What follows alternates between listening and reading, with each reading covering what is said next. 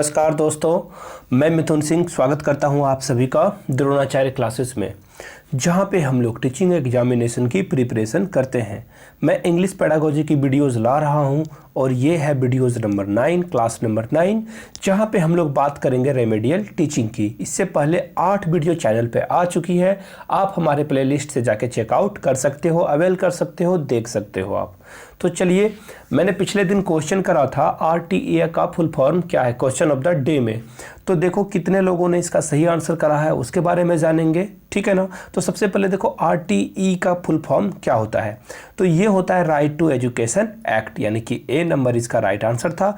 देखते हैं किन लोगों ने इसका राइट आंसर करा है। देखो सबसे पहले जो है प्रिया सिंह चक्रवर्ती, इन्होंने जो है राइट आंसर करा है इसका। दूसरे नंबर पे है रितु चौहान, इन्होंने सही आंसर करा है। तीसरे नंबर पे है डॉक्टर प्रिया अग्रवाल, ठीक है ना। और चौथे नंबर पे है शहनाज बानो और 5वें नंबर पे है कोमल गुप्ता। इन सारे लोगों को बहुत बहुत बधाई।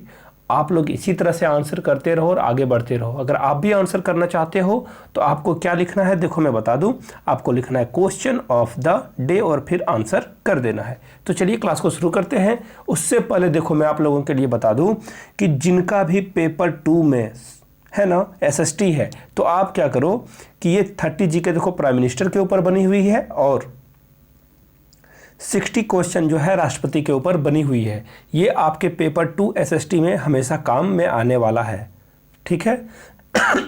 सॉरी। तो आपको क्या करना है, ये वीडियो को जाके चैनल पे देख लेना है, विजिट कर लेना, ये आपके बहुत काम की वीडियो है। तो चलिए आगे बढ़ते हैं। देखो एक बात और, द एजुकेटर पे ये वीडियो आपको मिलेगी और इसका लिंक जो है दोस्तों आपको कमेंट सेक्शन में मिल जाएगा, ठीक है। Thank you so much. जाके प्लीज़ चैनल को सब्सक्राइब करके मुझे सपोर्ट करो आप, ठीक है ना। ये देखिए, अब बात करेंगे what is remedial teaching.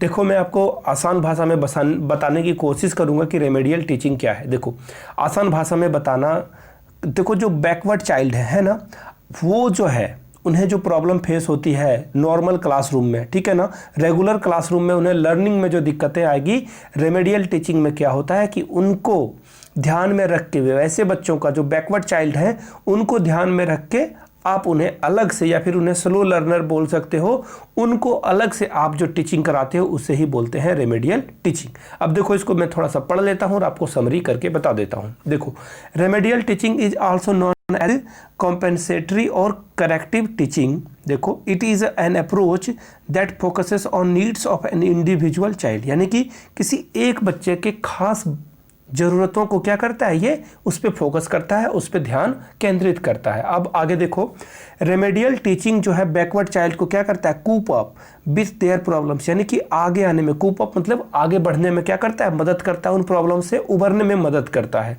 Here the teacher teaches the lesson in order the help of slow learner understand what they could not in the. देखो यानी कि यहाँ पे क्लास में जो है, रेगुलर क्लास में जो बच्चे जो चीज़ नहीं सीख पाते हैं, डिस्कवर नहीं कर पाते हैं, उन्हें अलग से यहाँ पे सिखाया जाता है, ठीक है। आगे बढ़ते हैं। देखो अब रेमेडियल टीचिंग की जो प्रिंसिपल्स है वो देख लेते हैं। पहला है रिपोर्ट, ठीक है ना।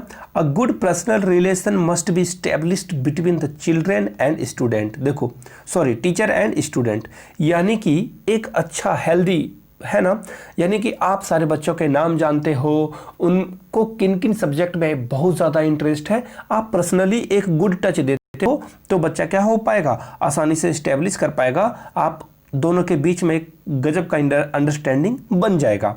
अब देखो, and the student the very beginning, otherwise no amount of hard work either the student और the student will be any use, ठीक है ना।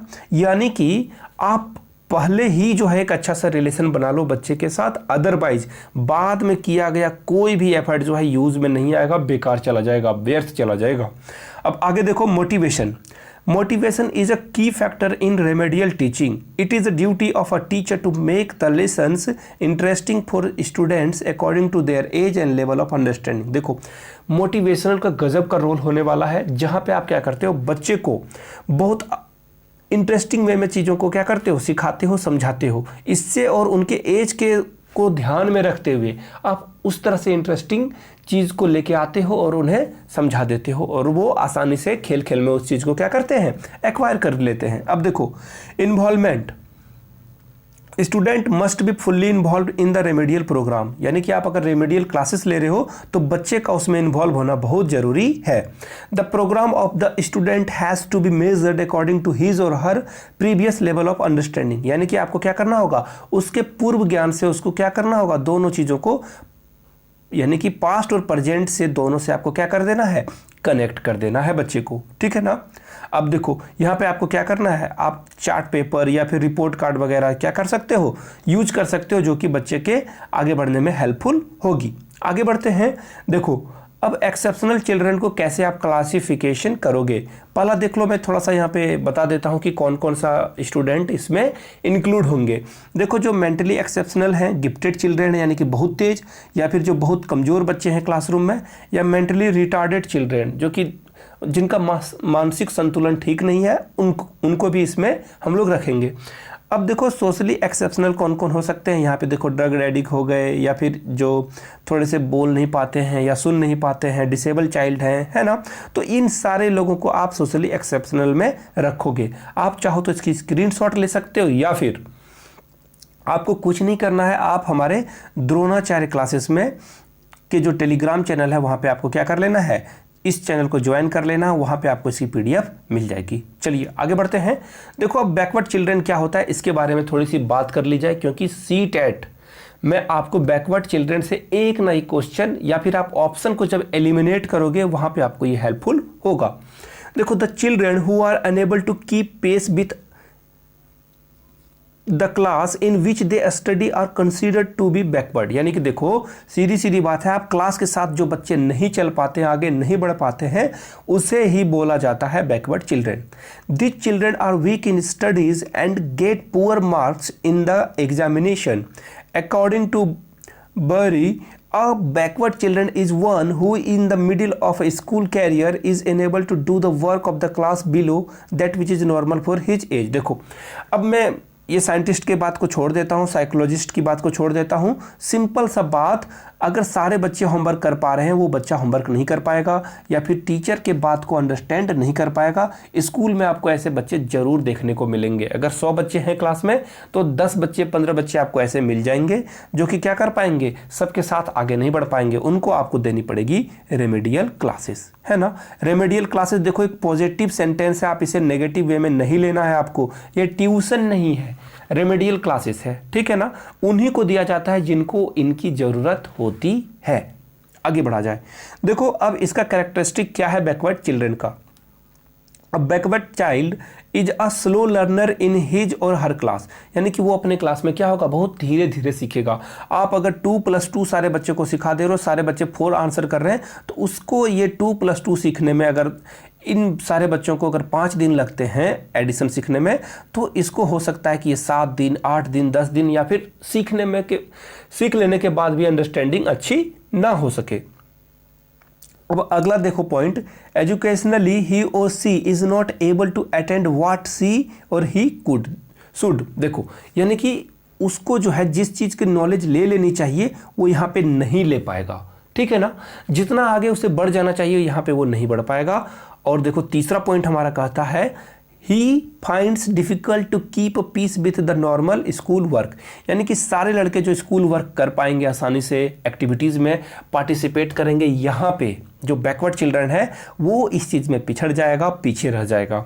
अब देखो the IQ level of this children is always below that of a normal child of the same age group. देखो यहाँ पे मैं बता दूं कि जो अन्य लोगों से इन लोगों का जो IQ होगा वो होगा कम डाउन होगा यहाँ पे, ठीक है ना। ये बात आपको क्या करनी है, एक्वायर कर लेनी है, याद कर लेनी है। आगे देखो, इससे पहले मैं बता दूं, देखो इंपॉर्टेंट क्वेश्चन यहाँ पे आप लोगों के लिए मैंने करा रखे हैं। देखो under the constructive approach learners are encourage to. देखो यहाँ पे क्या किया जाता है, आप कंस्ट्रक्टिव अप्रोच अपना रहे हो लर्निंग में, तो लर्नर को किस चीज़ के लिए आपको क्या करना है, इनकरेज करना है। तो देखो पहला क्या है, अवॉइड एरर्स कंप्लीटली, यानी कि बच्चे गलती करेंगे उसको अवॉइड करना है। देखो ये तो नहीं होगा, बच्चे से तो गलतियां होगी ही होगी। दूसरा देखो प्रैक्टिस लैंग्वेज ड्रिल्स मैकेनिकली, यानी कि आप बहुत रैपिडली बहुत ज़्यादा क्या कराओगे, प्रैक्टिस करा दोगे लैंग्वेज की, तो भी देखते हैं ये सही है नहीं। Learn the rules by the rote. देखो जहाँ पे भी आपको रोट लर्निंग दिख जाए उसको आपको कट कर देना है, पहली बात। दूसरी बात, अब देखो अगला पॉइंट की ओर हम लोग पहले देख लेते हैं, discover the rules from example. देखो जब आप कंस्ट्रक्टिव अप्रोच की बात कर रहे हो तो जहाँ पे बच्चा खुद से क्या करेगा, डिस्कवर करेगा, खुद से जानने की कोशिश करेगा, तो ये जो आपका आंसर जाएगा ये जाएगा 4 नंबर के साथ, which is completely right answer. यानी कि जब बच्चा खुद से डिस्कवर करेगा, एग्जाम्पल के थ्रू रूल को सीखेगा, तो वो इस चीज़ को क्या करेगा, रोट नहीं करेगा, वो आसानी से इन सब सारी चीज़ों को क्या कर लेगा, एक्वायर कर लेगा, लर्न कर लेगा, अंडरस्टैंड कर लेगा। चलिए आगे बढ़ते हैं। उससे पहले देखो आप लोगों के लिए मैं बता दूं, जिन लोगों का भी पेपर 2 है दोस्तों, जिन लोगों का भी क्या है, पेपर 2 में एसएसटी पेपर है, आप लोगों को देखिए ये प्राइम मिनिस्टर के ऊपर मैंने 30 क्वेश्चन बना रखे हैं। आपको KVS, CTET, super TET, SSC, railway, किसी भी एग्जामिनेशन में काम में आने वाले हैं। प्लीज़ जाके इसे देख लो, आपके बहुत काम आने वाली है ये वीडियो, मैं बता नहीं सकता। और देखो ये 60 क्वेश्चन जो है प्राइम मिनिस्टर के ऊपर है। नागरिक शास्त्र यानी कि सिविक्स में ये question more of an asked है एग्जाम में, ये आते ही आते हैं। और ये रहा क्वेश्चन ऑफ द डे, यहाँ पे लिखा होना चाहिए था, ये गलत लिखा गया है। क्वेश्चन ऑफ द डे है ये, when young learners seem to lose interest in a lesson the teacher should be. जब कोई जो है बच्चा जो है वो इंटरेस्ट यानी कि वो बोरिंग लगने लगेगा उसे क्लासरूम, तो टीचर को क्या करना चाहिए ये आपको बताना है। तो देखो, allow them to go out and play, यानी कि उसे आप क्या करोगे, अलाउ कर दोगे, जाओ बाहर में जाके खेलो और इंटरटेनमेंट हो जाओ। और बोलोगे कि भाई थोड़ा देर तू सो जा, तुम्हें दिक्कत आ रही है, सो जाओ तुम। या फिर क्या बोलोगे, आप उसे एक स्टोरी सुनाओगे या फिर कुछ इंटरेस्टिंग एक्टिविटी करा लोगे क्लासरूम में। अगला है, उन लोगों को बोलोगे कि चुपचाप बैठे रहो कुछ देर के लिए, अगर नहीं पढ़ने का मन है तो चुपचाप बैठे रहो। ऐसे टीचर बहुत सारे करते हैं, लेकिन इन चारों में से कौन सा राइट आंसर होगा आपको कमेंट सेक्शन में बता देना है, ठीक है। थैंक यू सो मच, आपने अपना कीमती वक्त दिया। Keep learning, keep growing, be safe there, it's pandemic time. Thank you so much, have a nice day, thank you.